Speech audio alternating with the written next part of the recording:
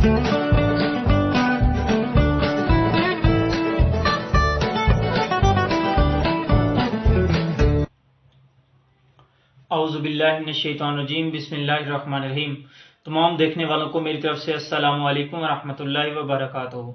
Students, जैसा कि आप जानते हैं, फर्स्ट ईयर चैप्टर नंबर 1 के पहले हमने फ्रंटियर्स ऑफ फंडामेंटल साइंस को डिस्कस कर चुके हैं। आज हमारा जो टॉपिक है फिजिकल क्वांटिटीज के ऊपर है। फिजिकल क्वांटिटीज क्या होती हैं स्टूडेंट्स? इससे पहले मैं आपको थोड़ा ये बताना चाहता हूँ। फर्ज करें अगर मैं आपको ये कहता हूँ कि एक शख्स जो है कितना नेक है, तो स्टूडेंट्स आप ये नहीं कह सकते कि ये 10% है या हमारे पास 20% है या 30% है। इस तरह आप परसेंटेज में नहीं बता सकते। या इस तरह मैं आपसे पूछता हूँ कि एक आदमी कितना खुश है, तो आप ये भी जो है क्वांटिटीज जो है आप इसको जो है मैयर नहीं कर सकते। आप ये नहीं कह सकते कि 20% है, 30 है या कुछ भी। तो इट मीन्स दैट कुछ क्वांटिटीज ऐसी भी होती हैं जो जिनको हम मैयर नहीं कर सकते, तो उनको फिर फिजिक्स के अंदर पढ़ना जो है बेमैनी होगा। इसलिए हमारे जो फिजिक्स के अंदर कुछ ऐसी क्वांटिटीज होती हैं जिनको हम मैयर नहीं कर सकते, तो कुछ ऐसी क्वांटिटीज भी होती हैं जिनको हम मैयर कर सकते हैं। तो फिर हम उसके बारे में आज पढ़ने जा रहे हैं। डियर स्टूडेंट्स, हमारी जो फिजिकल क्वांटिटीज है ये भी वही क्वांटिटीज होंगी जिनको हम मैयर कर सकते हैं। तो फिर फिजिकल क्वांटिटीज की डेफिनेशन क्या होगी? The quantities which can be measured. ठीक है, तो मैं इसकी डेफिनेशन यहां लिख देता हूं। द क्वांटिटीज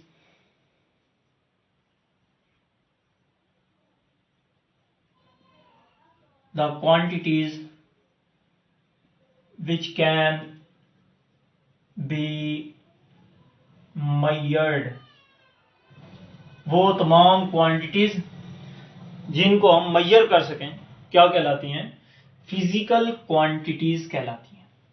ठीक है, तो फिजिकल क्वांटिटीज को आगे दो स्टेप्स में डिवाइड किया हुआ है। स्टूडेंट्स, हमारे पास पहला जो हमारा स्टेप है वो हमारे पास है base quantities.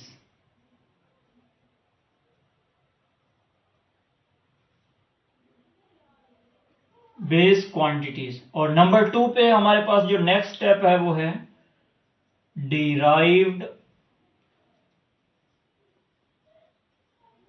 Quantities. Physical quantities को 2 ग्रुप्स में डिवाइड किया गया है। Physical quantities divided into 2 groups. Number 1 is the base quantities and number 2 is the derived quantities. अब बेस क्वांटिटीज क्या होता है स्टूडेंट्स? कुछ ऐसी क्वांटिटीज होती हैं या कुछ ऐसे लेटर्स होते हैं, जैसे फॉर एग्जांपल जिनको हम मजीद डिफाइन नहीं कर सकते। मिसाल के तौर पर मैं आपको ये कहता हूं कि आप मुझे ये बताएं कि जो इंग्लिश का एक लेटर है ए, ये क्या है? तो आप कहेंगे सर ये अल्फाबेट का एक जो है लेटर है हमारे पास और इसको मजीद हम डिफाइन नहीं कर सकते, ये ए ही है। तो इट मीन्स दैट फिजिक्स के अंदर भी कुछ ऐसी क्वांटिटीज हैं जिनको हम मजीद जो है डिफाइन नहीं कर सकते। बहुत सिंपल फॉर्म में होती हैं, उनको मजीद हम डिफाइन नहीं कर सकते, तो वो हमारी जो है बेस क्वांटिटीज में आती हैं। तो फिर बेस क्वांटिटीज की स्टूडेंट्स डेफिनेशन क्या होगी?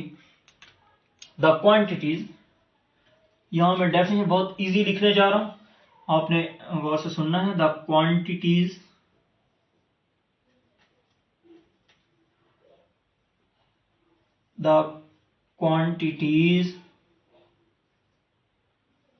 which cannot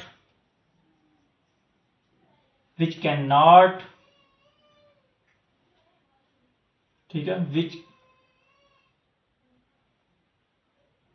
cannot be defined in term of other quantities।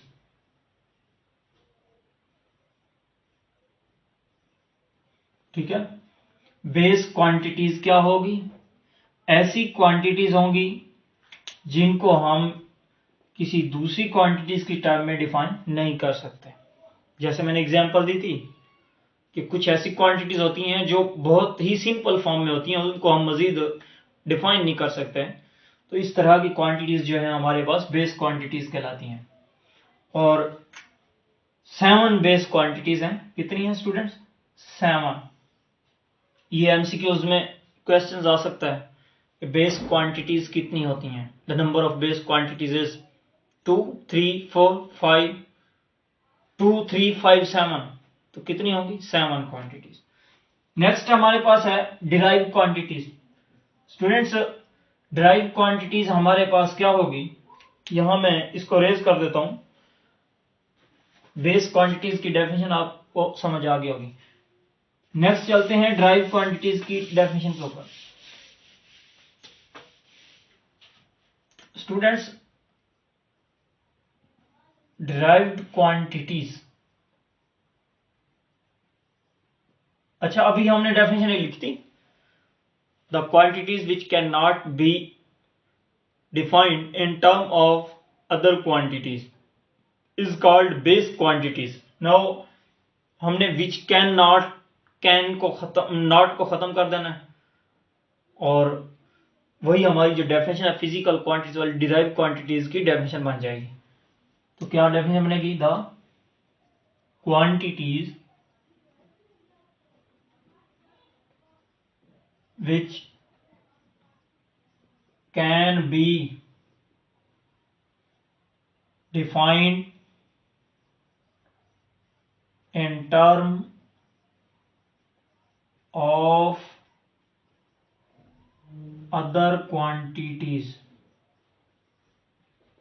ठीक है, ऐसी तमाम क्वांटिटीज जिनको हम दूसरी क्वांटिटीज की टर्म में भी डिफाइन कर सकते हैं, उन क्वांटिटीज को डिराइव क्वांटिटीज कहते हैं। स्टूडेंट्स, अभी मैंने आपको फिजिकल क्वांटिटीज बताई थी। 7 फिजिकल क्वांटिटीज हैं, उनके मैं नाम यहां पर आपको बता देता हूं। 7 क्वांटिटीज हैं total physical quantities. P mean physical, Q mean quantities. Students, यहां पे मैंने जो है सिंपल फॉर्म में लिखा है, आपने समझने की कोशिश करनी है। यहां जो हमारी फिजिकल क्वांटिटीज में पहले नंबर पे आती है वो हमारे पास लेंथ, ठीक है। नंबर 2 टाइम, नंबर 3 मैस, ठीक है। और number 4 temperature, number 5 intensity of light, ठीक है। और नंबर 6 पे हमारे पास है करंट, ठीक है। नंबर 7 पे है हमारे पास, नंबर 7 पे है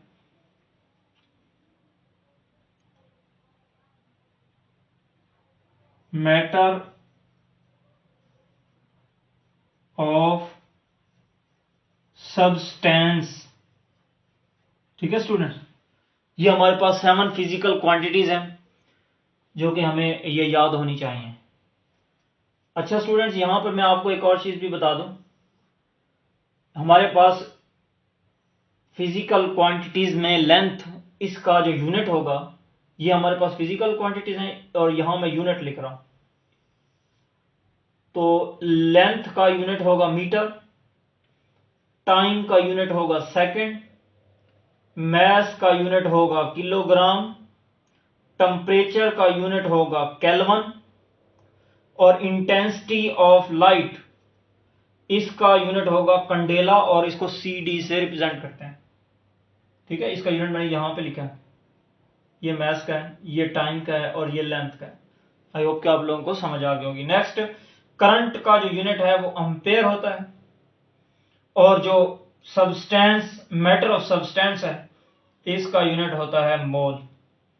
तो ये आपको फिजिकल क्वांटिटीज के नेम और इनके यूनिट भी याद होना जरूरी है।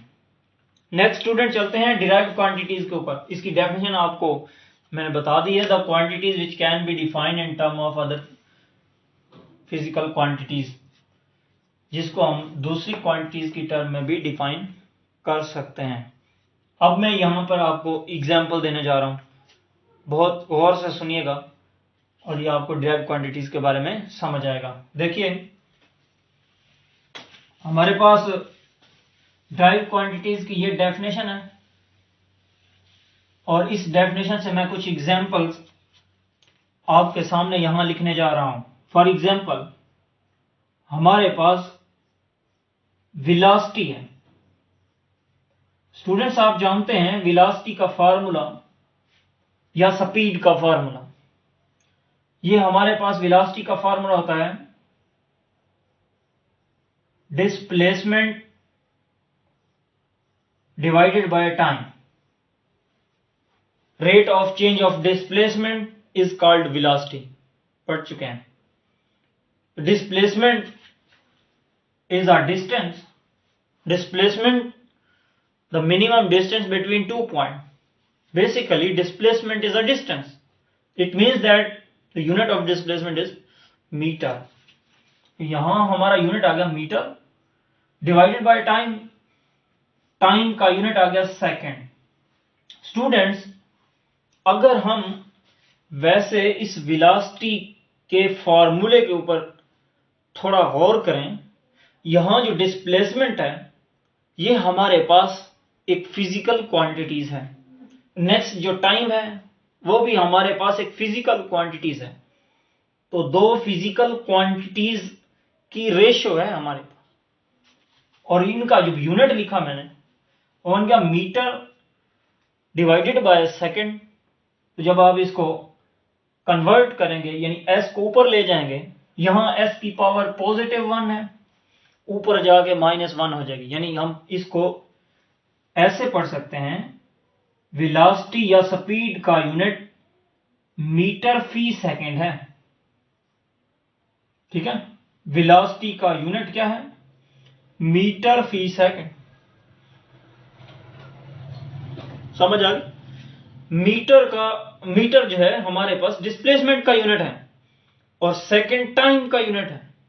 तो स्टूडेंट्स यहां और करिएगा, एक फिजिकल क्वांटिटीज ये है, सॉरी एक हमारे पास बेस क्वांटिटीज ये है और एक बेस क्वांटिटी ये है। दो बेस क्वांटिटीज के मिलने से एक नई क्वांटिटी आ गई है। तो it means that this quantity is called derived quantity, क्योंकि ये क्वांटिटी बेस क्वांटिटी से डिराइव की गई है। तो हम डेफिनेशन में यूं भी लिख सकते हैं, ऐसी क्वांटिटीज जो बेस क्वांटिटी से डिराइव की हुई हो, तो ऐसी क्वांटिटी को बेस डिराइव क्वांटिटी कहते हैं। ये भी डेफिनेशन आप लिखी जा सकती है। स्टूडेंट्स दो बेस क्वांटिटीज, तीन बेस क्वांटिटीज या चार बेस क्वांटिटीज या जितनी भी बेस क्वांटिटीज मिलके एक नई क्वांटिटी बना दें, तो जो नई बनेगी उसको हम डिराइव क्वांटिटी कहेंगे। क्लियर? वेलोसिटी आ गया। इसी तरह एक्सेलरेशन है, एक्सेलरेशन का हमारे पास यूनिट होता है मीटर पर सेकेंड स्क्वायर। इसमें 1 टाइम बेस क्वांटिटीज मीटर है और 2 टाइम जो है हमारे पास बेस क्वांटिटीज में एज ए टाइम यूज हो रहा है। तो हमारे पास ये 3 क्वांटिटीज टोटल बनी बेस क्वांटिटीज। ये जब मिली हैं तो एक नई क्वांटिटी एक्सेलरेशन आई है। This acceleration is a derived quantity. I hope कि आप लोगों को मेरी बात समझ आ रही होगी। नेक्स्ट हमारे पास जो है वॉल्यूम देख लेते हैं। वॉल्यूम का यूनिट होता है मीटर क्यूब। वॉल्यूम में 3 लेंथ आती हैं, length multiply by width multiply by height. तो 3 लेंथ आ गई हैं, जबकि लेंथ हमारी क्या थी? Base quantity. और 3 बेस क्वांटिटीज मिली हैं तो एक नई वॉल्यूम क्वांटिटी जनरेट हो गई है। It means that this volume is a derived quantity. Students हमारे पास बेस क्वांटिटीज 7 थी, जबकि डिराइव क्वांटिटीज अनलिमिटेड है, ये मजीद डिराइव की जा रही हैं। ठीक है, अनलिमिटेड है, हर रोज ड्राइव होती हैं। कोई भी बेस क्वांटिटीज मिलाएं, आप एक नई क्वांटिटीज को ड्राइव करें, लेकिन बेस क्वांटिटीज वही 7 है और 7 ही रहेंगी, जबकि उन्हीं 7 से मिलके जो बाकी बन रही हैं उनको डिराइव क्वांटिटीज कहते हैं और इनकी तादाद जो है अनलिमिटेड है। नेक्स्ट चलते हैं स्टूडेंट्स, आई होप कि आप लोगों को ये समझ आ गया होगा। नेक्स्ट जो है हमारे पास फिजिकल क्वांटिटीज के अंदर हमारे पास जो नेक्स्ट है वो हमारे पास मेजरमेंट ऑफ बेस क्वांटिटीज। ये हम इसके ऊपर बात कर लेते हैं अब, measurement of base quantities.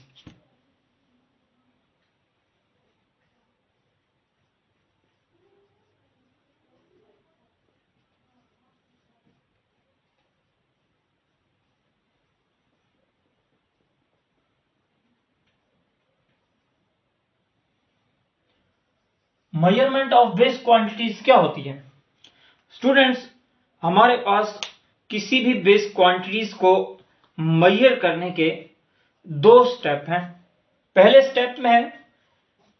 Step में हमारे पास है चॉइस ऑफ स्टैंडर्ड। मैं यहां पे लिख लूं, फिर आपको मैं बहुत अच्छे तरीके से समझाता हूं। चॉइस ऑफ स्टैंडर्ड, ठीक है। और हमारे पास दूसरा जो है procedure of for comparing the quantity to be measured, procedure for comparing the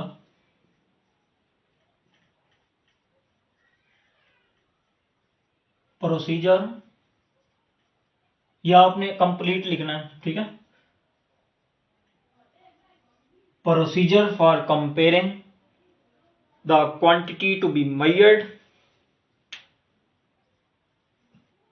the quantity to be measured with the standard।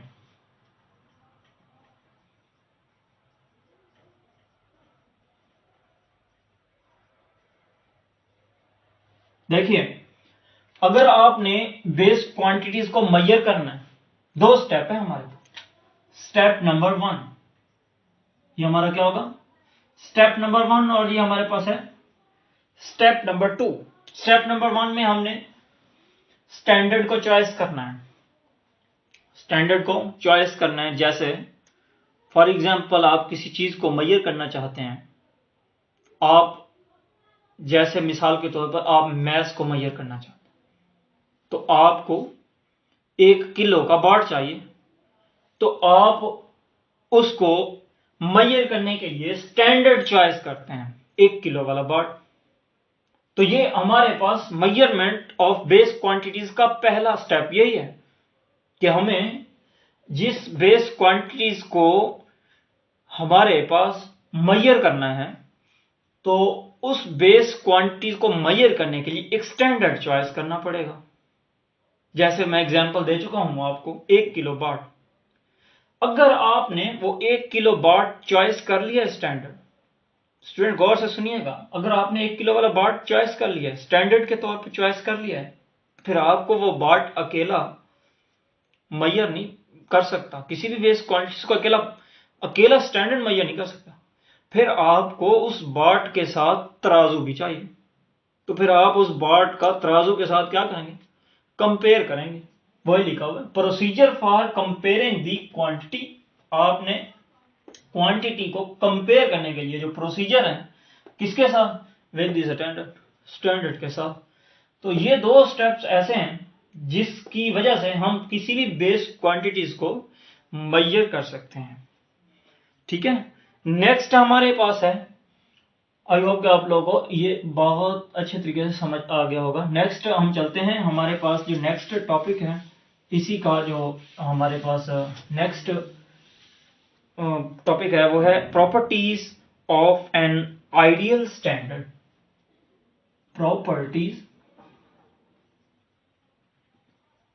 Of an ideal standard.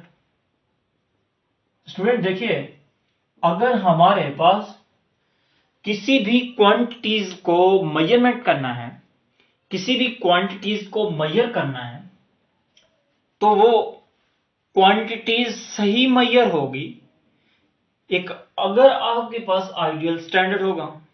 Ideal standard का मतलब ऐसा स्टैंडर्ड हो जिसकी एफिशिएंसी बहुत अच्छी हो, कारकर्दगी बहुत अच्छी हो। तो हम कह सकते हैं कि फिर उस आइडियल स्टैंडर्ड की कुछ प्रॉपर्टीज होंगी, और उस आइडियल स्टैंडर्ड की कुछ प्रॉपर्टीज दरअसल हैं। Number 1, it is accessible. पहले नंबर पे क्या होना चाहिए? It is accessible. वो असेसेबल होना चाहिए। ये मैं आपको बताता हूं, लिख लो, इट इज इनवेरिएबल। नंबर 2 हमारे पास इट इज इनवेरिएबल। अब देखिए, असेसेबल का मतलब यह है कि हर जगह मौजूद होना चाहिए। मिसाल के तौर पर, अगर मैं 1 किलो वाट जो है लोहे का बना दूं, तो आपको पता है हर जगह लोहा मौजूद है। और इसी आप 1 किलो वाट को अगर यूरेनियम का बना दें, तो ये तो बहुत मसला हो जाएगा। यूरेनियम हर जगह थोड़ी है, हर जगह नहीं है। इसका मतलब है ये असेसेबल नहीं है। अगर ये दोनों कंडीशन हुई पूरी, तो फिर आप उस स्टैंडर्ड से आइडियल एफिशिएंसी ले सकते हैं। इसका मतलब ये हुआ कि वो आपका स्टैंडर्ड आइडियल होगा। पहले नंबर पे असेसेबल होना चाहिए, हर जगह मौजूद होना चाहिए। मिसाल के तौर पर, यहां मैं फर्ज कर लें, हम एक थंब लेते हैं और एक थंब एज ए स्टैंडर्ड लेते हैं, तो आपको पता है हर इंसान के पास थंब मौजूद है। It means that this is accessible. ठीक है, ये मैंने एग्जांपल दिया वैसे समझने के लिए। तो इट इज असेसेबल, ये असेसेबल होना चाहिए। Number 2, it is invariable.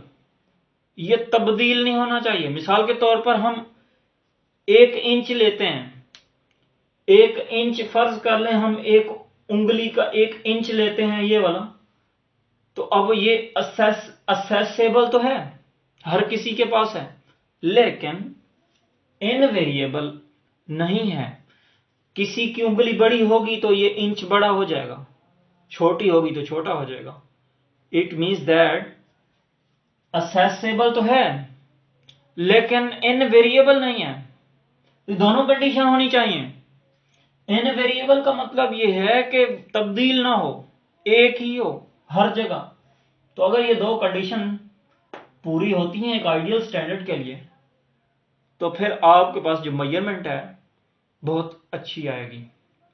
Students, हमारे पास यहां लास्ट लाइन के अंदर लिखा हुआ है, बुक के अंदर मैं ये लास्ट लाइन पढ़ रहा हूं, आप गौर से सुनिएगा। These two requirements are often incompatible or compromise has to made between them। ये दो रिक्वायरमेंट्स हैं, ये हमारे पास अगर इनकम्प्लीट होती हैं तो फिर आपके पास जो स्टैंडर्ड है वो आइडियल नहीं होगा। अगर ये दोनों प्रॉपर्टीज कोई भी स्टैंडर्ड होल्ड करता है तो फिर ये स्टैंडर्ड जो है आइडियल स्टैंडर्ड होगा। आई होप कि आप लोगों को आज का लेक्चर बहुत अच्छे तरीके से समझ आएगा।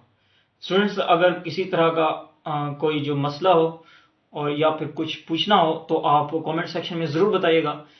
अभी तक आपने हमारे चैनल को सब्सक्राइब नहीं किया तो अल फैज़ान एकेडमी चैनल को सब्सक्राइब करें, वीडियो को लाइक करें और बेल आइकन को ज़रूर प्रेस करें ताकि हर नई आने वाली वीडियो आप तक पहुंच सके। स्टूडेंट, नेक्स्ट लेक्चर के साथ मिलेंगे, तब तक के लिए अल्लाह हाफ़िज़। अस्सलामु अलैकुम व रहमतुल्लाहि व बरकातहू।